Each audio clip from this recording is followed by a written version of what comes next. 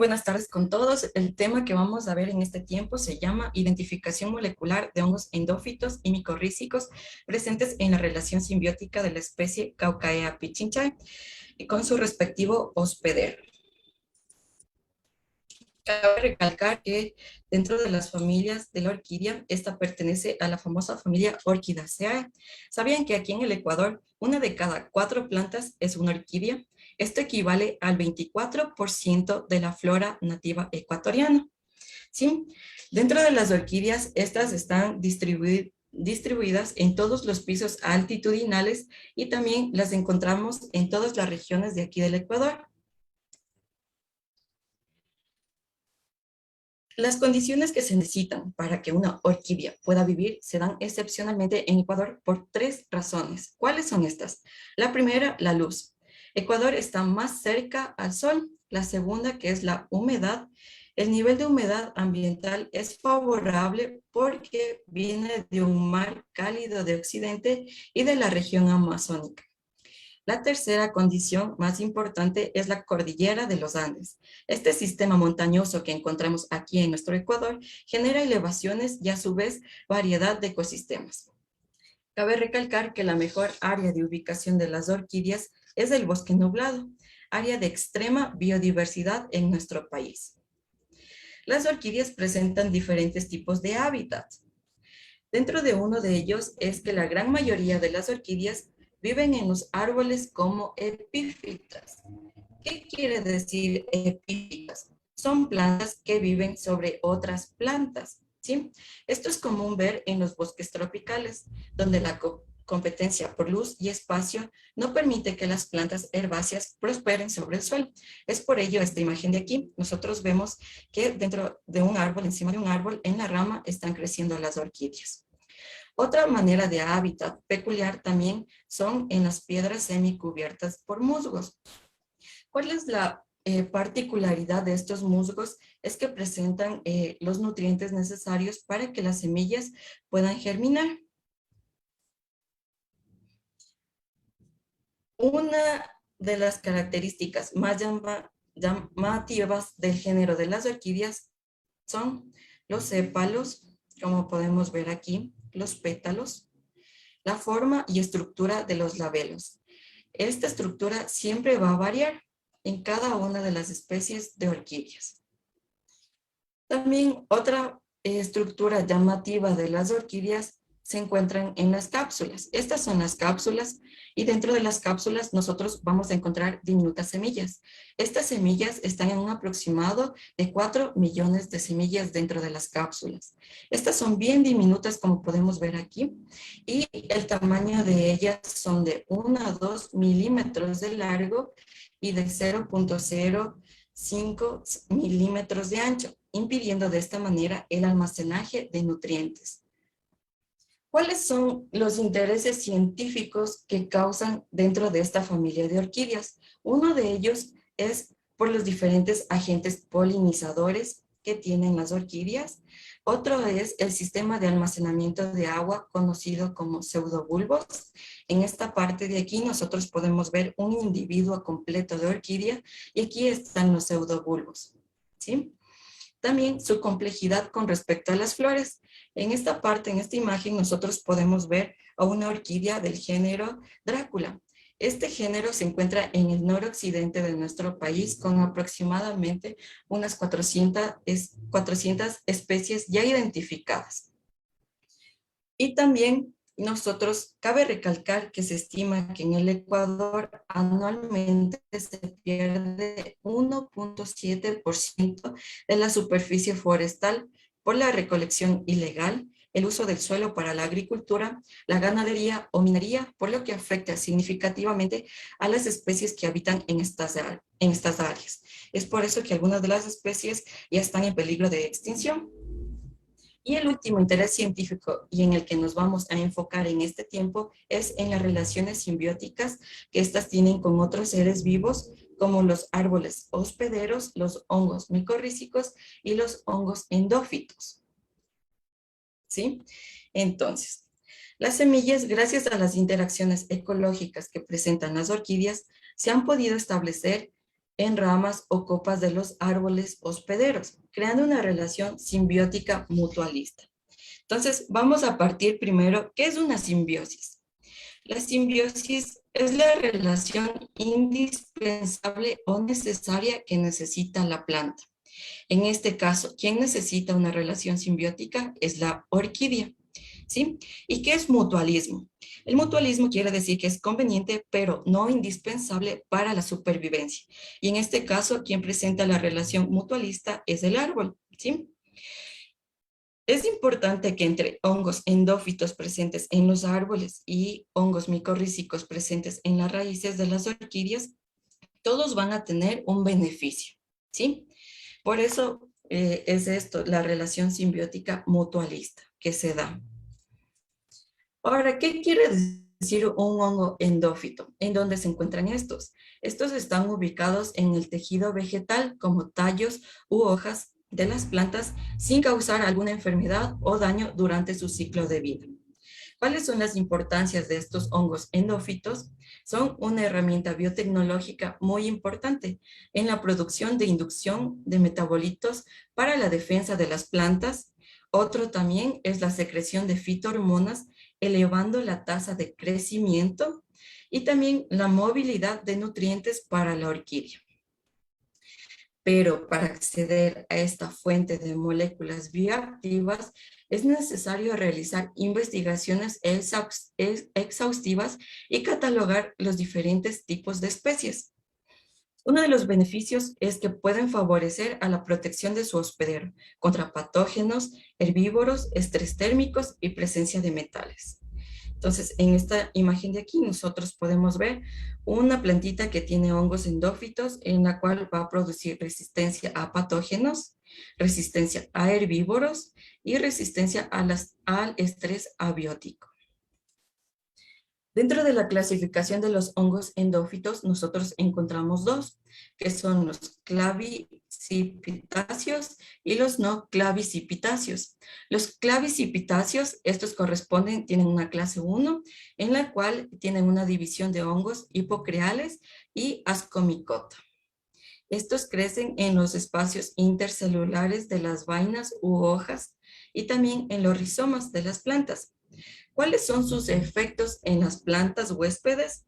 Son la disuasión de insectos herbívoros y también la reducción de nemátodos y la mejora de la fisiología de la planta huésped. Dentro también de la otra clasificación de los hongos endófitos tenemos los no clavicipitáceos. Estos tienen 3 grupos, el grupo 1, el grupo 2 y el grupo 4. ¿Sí? Siendo en su mayoría ascomicetos y en su minoría basidiomicetos. Estos en donde se encuentran ubicados en los tallos, en las hojas, en las cortezas y en las raíces de las plantas. Genera la producción de metabolitos secundarios, los cuales nos van a ayudar a modificar el estrés abiótico producido por los cambios climáticos. También inhiben el crecimiento de algunos patógenos. También dentro de nuestra clasificación de hongos tenemos los hongos micorrízicos. ¿Estos en dónde están ubicados? Estos se encuentran formando asociaciones de las raíces, siendo el sistema de absorción de nutrientes en la mayoría de orquídeas. ¿Sí? Son microorganismos que establecen simbiosis en un 80% en plantas terrestres, formando, aquí tenemos los arbúsculos, también forman vesículas, o hifas dentro de las células corticales de las orquídeas, ¿sí?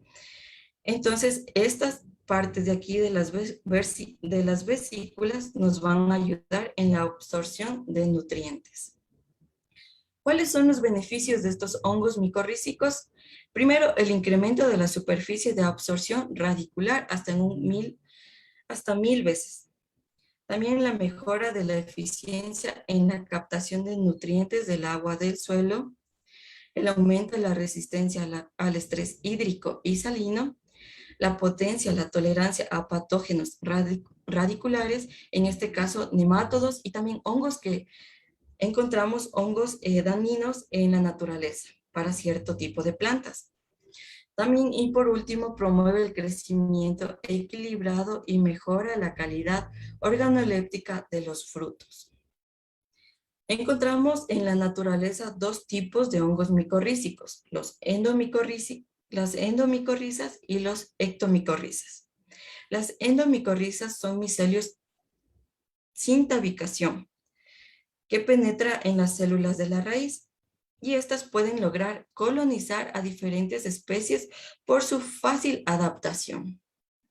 Las ectomicorrizas, este es el hongo que crece alrededor de la raíz de la planta sin penetrar sus células formando una red denominada manto fúngico. ¿Qué es lo que hace esta red denominada manto fúngico? Esta secreta hormonas que provoca la ramificación de la raíz, adoptando un aspecto esponjoso en su hospedero. ¿Cuál es su hospedero? Es el árbol, ¿sí? Siempre las orquídeas van a ser huésped y los árboles van a ser los hospederos. Basándonos en la importancia de la interacción fúngica para la supervivencia, más la nutrición de la semilla y desarrollo de la orquídea, se realiza este estudio con el objetivo de identificar molecularmente los hongos endófitos y micorrízicos presentes en la especie Caucaea pichinchae con su respectivo hospedero. Una de las descripciones de esta especie Caucaea pichinchae es que crecen como plantas epífitas. Esta familia está distribuida a partir de los 2.500 metros sobre el nivel del mar, exponiéndose a una mayor captación de radiación UV. ¿En dónde se encuentra localizada este tipo de especie? Ya su nombre lo hace relevancia en los valles de Pichincha. ¿Cuál es la clasificación taxonómica del género Caucaea? Este pertenece al reino Plantae, el filo Tracheophyta, clase Liliopsida, el orden Asparagales, la familia Orchidaceae y el género Caucaea. Dentro de nuestro estudio de investigación, nosotros ya teniendo como referencia la altitud y teniendo como referencia el Valle de Pichincha, nosotros encontramos en el cantón Mejía, Pedro Moncayo y Rumiñahui diversos tipos de individuos completos para nuestro estudio de esta investigación. ¿Cuáles fueron los lugares de recolección? Fueron Aloasí, Paso Ochoa, Cochasquí y Rumipamba, en el cual los rangos altitudinales se encuentran desde los 2.800 hasta los 3.000 metros de altura. En las primeras imágenes de aquí nosotros podemos ver la altura en la cual se encontraba nuestro individuo de investigación. Una vez recolectado nuestro individuo de investigación, también se recolectaba una porción de nuestro hospedero. ¿Cuál era la porción de este hospedero? Era el tallo y también un segmento de hoja. Una vez recolectados nuestras muestras a investigar, fueron llevados a los laboratorios de ciencia de vida de la Universidad Politécnica Salesiana para su posterior estudio. Aquí tenemos un listado de las muestras recolectadas. En los lugares de recolección, tanto en Aloasí como Paso Ochoa, se recolectaron 3 individuos completos de orquídea con su respectivo hospedero. Dentro del hospedero, como ya se les mencionó anteriormente, se recolectó un segmento de tallo en donde crecían las orquídeas y también se le recolectó un segmento de hoja. En los lugares de recolección de Cochasquí y la cuenca alta del río Pita se recolectaron 2 individuos completos de orquídea con su respectivo hospedero para las siguientes investigaciones.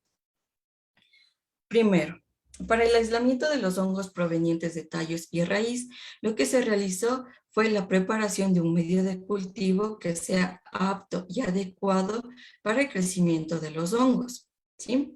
Mediante bibliografía nosotros vimos que el medio adecuado para el crecimiento de estos hongos era el medio PDA. Una vez ya realizado este medio de cultivo PDA, lo que se colocó fueron 25 mililitros en medio de cultivo PDA en cada una de las cajas Petris. Estas fueron selladas con parafil y finalmente fueron almacenadas a 4 grados centígrados para su posterior uso. El protocolo de desinfección de las muestras, vamos a comenzar con el protocolo de desinfección de las muestras del tallo. Para esto nosotros utilizamos tubos Effendor. En el interior nosotros colocamos las muestras de los tallos, como podemos ver. Previo a este protocolo, nosotros colocamos penicilina a una concentración de 20 ppm durante 48 horas a una temperatura de 24 grados centígrados. ¿Para qué se hizo esto? Se hizo para eliminar todo tipo de bacteria que se pueda localizar en esta parte del tallo. Una vez pasado este tiempo de 48 horas, nosotros lo que realizamos ahora sí es el proceso de desinfección de cada una de las partes por medios de protocolos ya establecidos. Estos protocolos conllevaban primeramente hacer lavados con etanol al 95% por 1 minuto, en cloro al 4% por 3 minutos, lavados con agua destilada mediante 3 veces. Entonces, aquí tenemos, siempre cabe recalcar que la desinfección y la siembra, estos fueron hechos en el interior de la cámara de flujo laminar, ya con los materiales que íbamos a utilizar para el lavado y la desinfección de nuestras muestras de tallo. Una vez que se culminó este proceso, se procedió a realizar los cortes de las muestras de nuestros segmentos. Las muestras de tallo una vez desinfectadas, fueron cortadas en segmentos de 1 a 2 centímetros. Una vez realizados estos cortes, se colocaron 4 segmentos en una caja Petri. Cabe recalcar que siempre se tiene la caja original y se tiene cajas de reserva. Por si esta caja se llega a contaminar, tenemos las cajas de reserva para las siguientes investigaciones. El mismo procedimiento se realizó en las muestras de raíz. Tenemos aquí la preparación de la cámara de flujo laminar, aquí el lavado y desinfección previamente ya con protocolos establecidos. Aquí sí van a variar los porcentajes de concentraciones del etanol, que aquí se utilizó al 70%, la concentración del cloro, que se utilizó al 3%, y finalmente, como se dijo, esto se hizo un lavado de con agua estéril para proceder a realizar los cortes de las muestras en segmentos. Se realizaron 4 cortes en segmentos con un tamaño de 5 milímetros. Estos segmentos fueron colocados igualmente en las cajas Petri. Una vez ya hecho las siembras en las cajas Petri, en medio PDA, en medio de cultivo PDA, se dejaron incubar con una temperatura de 26 grados centígrados y al séptimo y al octavo día empezaron a ver los crecimientos, empezamos a visualizar ya el crecimiento de los hongos. Estos hongos, nosotros lo que realizamos era fueron subcultivos, ¿sí? Subcultivos fúngicos para obtener de manera más pura. Entonces, de este subcultivo siempre se realizaban dos subcultivos del hongo obtenido en esta parte. Tenemos aquí la muestra 1 y la muestra 2. ¿Por qué se realizaban 2 muestras? Porque la muestra número 1 nos iba a ayudar para la identificación morfológica y la muestra número 2 la íbamos a emplear para la identificación molecular. Entonces, aquí tenemos ya la parte de la identificación morfológica de los subcultivos aislados tanto del tallo como de la raíz. En esta parte de aquí nosotros vamos a visualizar una vista macroscópica de nuestros hongos ya obtenidos, ¿sí? Y también vamos a visualizar una vista microscópica de nuestros hongos, la estructura, su forma. Para la visualización de esta vista microscópica, nosotros lo que utilizamos es el reactivo azul del lactofenol. Esto colocamos en un portaobjetos y con la cinta adhesiva nosotros tomamos una muestra de los micelios y conidios presentes en nuestros subcultivos. Ahora, para la identificación molecular, lo que se realizó era la extracción del ADN del material fúngico.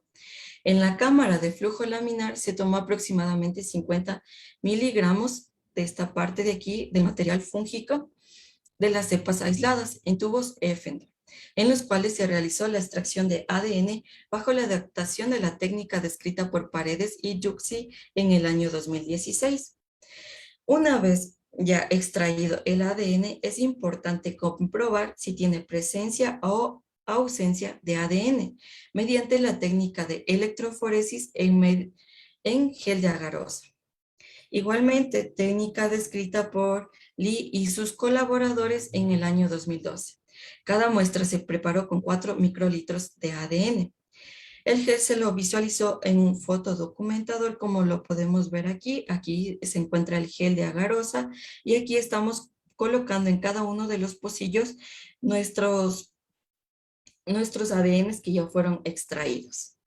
En esta parte de aquí nosotros podemos ya visualizar los ADNs extraídos. Aquí podemos ver ausencia de ADN en cada una de nuestras muestras y aquí podemos visualizar presencia de ADN obtenido en cada una de nuestras muestras, tanto de hongos micorrízicos como de hongos endófitos. Para la identificación molecular y para la amplificación de ADN cloroplástico y ribosómico nuclear, esto se va a realizar en la PCR. Pero cabe recalcar, ¿cuál es el ADN cloroplástico? Este ADN cloroplástico se encuentra en las hojas de las plantas, ¿sí? Entonces, para esto se recolectó la hoja de la orquídea que estábamos investigando y también la hoja del árbol hospedero. Y ahora, ¿cuál era el ADN ribosómico? El ADN ribosómico correspondía ya a los hongos obtenidos tanto de la raíz, que era nuestro huésped, y del tallo hospedero, como podemos ver aquí en esta imagen.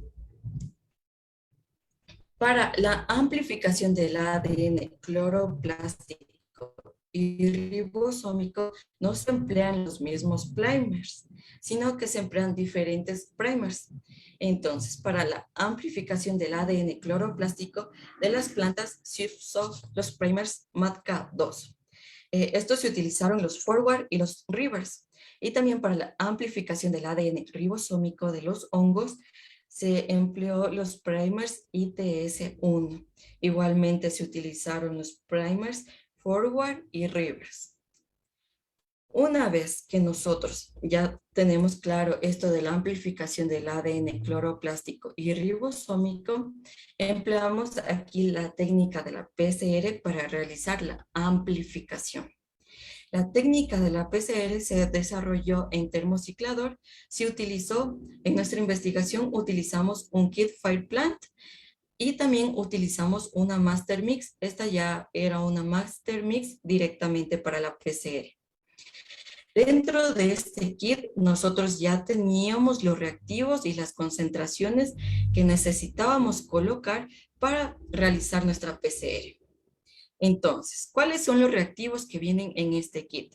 Son el agua libre de areneasas, el dissolution buffer, tenemos los primer forward y reverse. En esta parte sí van a variar, porque cuando vamos a hacer la PCR para nuestro ADN, como decíamos, cloroplástico, vamos a ocupar estos primers de aquí, forward y reverse. ¿Sí? Igualmente para nuestro ADN ribosómico vamos a utilizar nuestros primers ITS. Aquí nosotros ya teníamos una Master Mix que ya nos venía con la cantidad la cual nosotros teníamos que ocupar. Todas estas cantidades vienen en microlitros. El ADN. Cuando nosotros vamos a realizar esta PCR de ADN en ribosómico, nosotros lo que empleamos es el ADN de los hongos que ya fueron aislados.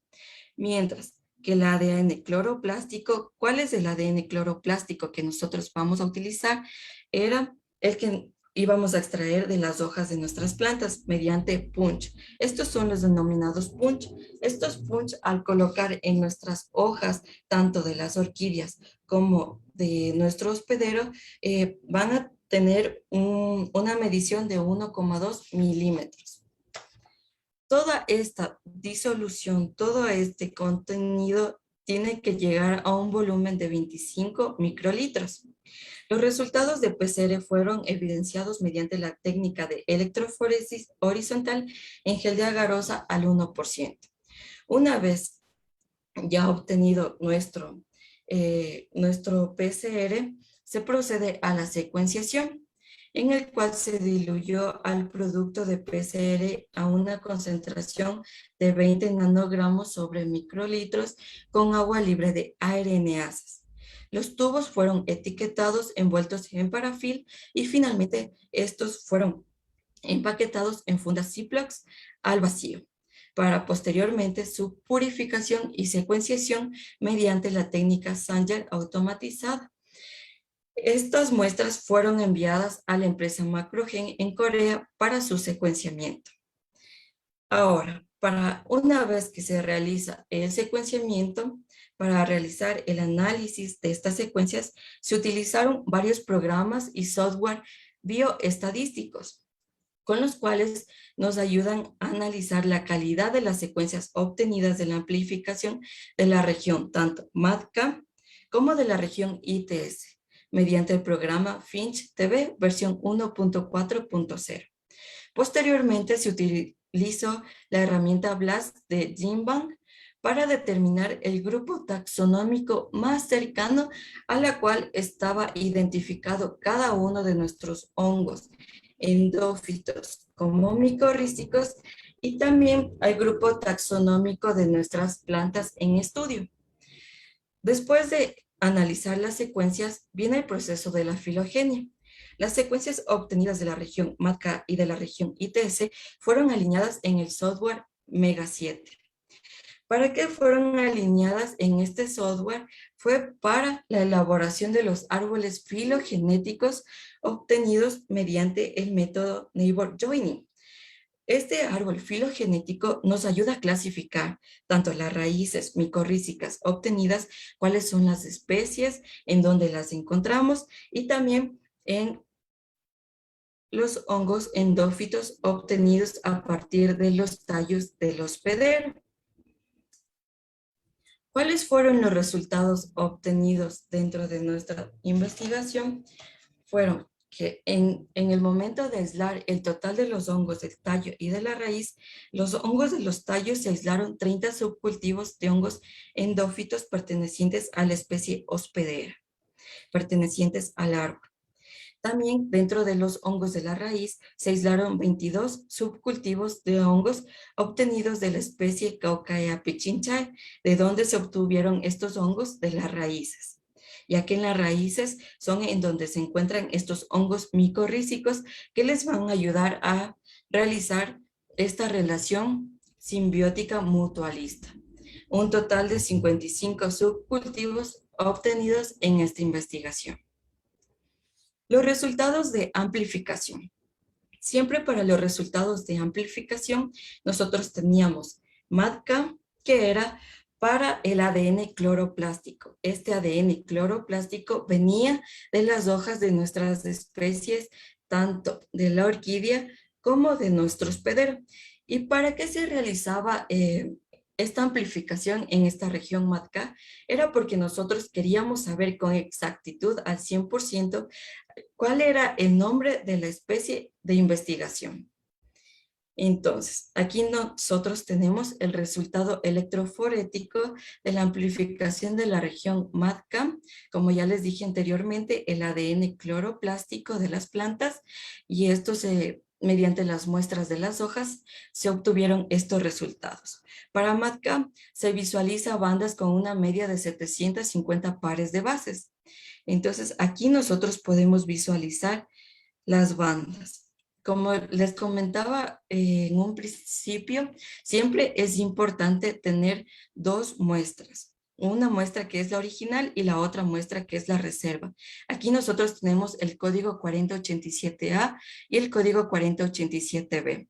Muchas de las veces cuando mandamos a amplificar en PCR, no se nos va a amplificar, pero otras de las veces se nos va a amplificar como tenemos aquí. La muestra, el código 4095A se nos amplificó y la misma muestra, la muestra de reserva, la 4095B, no se nos amplificó. Entonces optamos por enviar a secuenciamiento la muestra 4095A. Por eso es importante siempre en cualquier método de investigación tener la muestra original y tener reservas. Por si acaso la muestra original se te contamina, ya tienes las reservas para poder seguir con tu trabajo de investigación y no quedarte estancado. También aquí nosotros tenemos los resultados de amplificación de la región ITS. ¿Cuáles eran estas regiones ITS? Venían del ADN ribosómico.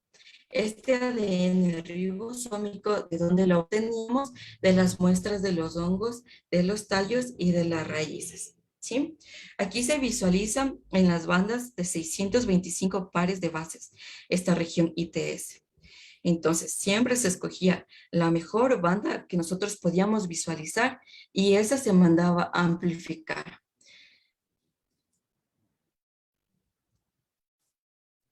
Dentro de los resultados de la secuenciación, nosotros tenemos la región MADK y la región ITS, que estos fueron purificados y secuenciados mediante la técnica Sander, obteniendo secuencias de buena calidad. ¿Por qué se dice que estas secuencias fueron purificadas y fueron secuenciadas? Porque una vez que se realiza la amplificación en PCR y se mandan estas muestras a secuenciar, las pares de bases te dan un rango de 350 hasta 10,000 pares de bases. Por eso es importante que una vez que tú ya obteniendo tu secuenciación, puedan ser estas secuencias purificadas y sobre todo alineadas. Cuando tú purificas y alineas las secuencias, tu secuencia de 10,000 pares de base queda entre 150 a 440 pares de bases. Y aquí tienes una mejor opción para poder identificar a qué taxonomía y a qué género pertenece cada uno de estos hongos. Para su identificación molecular, las secuencias fueron analizadas en la base de datos del BLAST, arrojando como resultado la identidad de la especie más cercana, donde se consideró el porcentaje más alto de la cobertura e identidad. Entonces, una vez amplificado el ADN cloroplástico y mandado a secuenciar, aquí nosotros tenemos la secuencia que nos envían la empresa Macrogen, y esta secuencia ya está purificada, está alineada, ¿sí? Y aquí también nos indica que se utilizó, cuáles fueron los primers que se utilizaron para este secuenciamiento. Fueron MADK2 Forward y MADK2 Reverse, ¿sí? Entonces, una vez obtenido este secuenciamiento, se utilizaron, como ya les dije anteriormente, programas bioestadísticos, en este caso el programa de BLAST, en el cual nos decía cuál era la cobertura. Y la cobertura de la especie, la identificación de esta especie, nos daba que era 100% Caucaea pichinchae. Y este método se le realizó en los 10 individuos colectados en campo.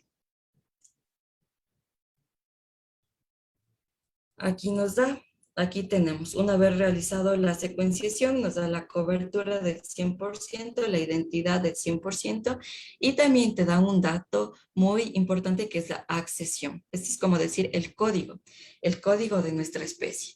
Una vez identificado nuestra especie, la cobertura, la identidad, nos generó en nuestro GenBank que pertenecía a Caucaea pichinchae. Estos son los apellidos de los investigadores que identificaron esta especie aquí en el Valle de Pichincha. También aquí como resultado nosotros podemos ver también que obtuvimos los árboles filogenéticos. En este caso, este árbol filogenético corresponde a las 10 muestras de los individuos colectados para nuestra investigación. Aquí nosotros podemos ver los lugares de recolección. Aloasí, Cochasquí, Pasochoa, Cuenca, cada uno tiene sus colores respectivos y siempre es importante que cuando se hace un árbol filogenético, nosotros tenemos que poner un grupo externo. Tomar una secuencia del GenBank respecto a un grupo externo a esta familia y de esta manera también tú garantizas que tu árbol filogenético está bien. Entonces, dentro de nuestro grupo uno, todas las 10 especies que fueron estudiadas correspondían a Caucaea pichinchae. Y aquí estaba nuestro grupo externo que fue tomado al azar en GenBank, un grupo de orquídea, en este caso era del género Oncidium.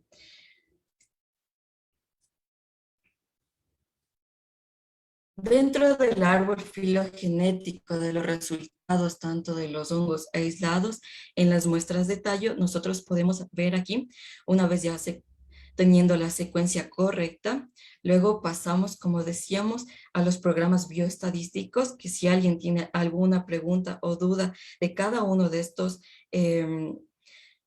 programas y software bioestadísticos que se utilizan para la identificación del género, la taxonomía de la especie, me pueden preguntar al final o también al final se les va a dejar el correo para que, porque si es un poco extenso, la verdad. La programación, la purificación, el alineamiento y sobre todo en esta parte del árbol filogenético. Entonces, igualmente aquí, el árbol filogenético corresponde a las muestras de tallo que nosotros utilizamos y aquí están los lugares recolectados y también el grupo externo. Nosotros, una vez ya realizado el árbol filogenético, tenemos los grupos de las muestras de nuestro tallo.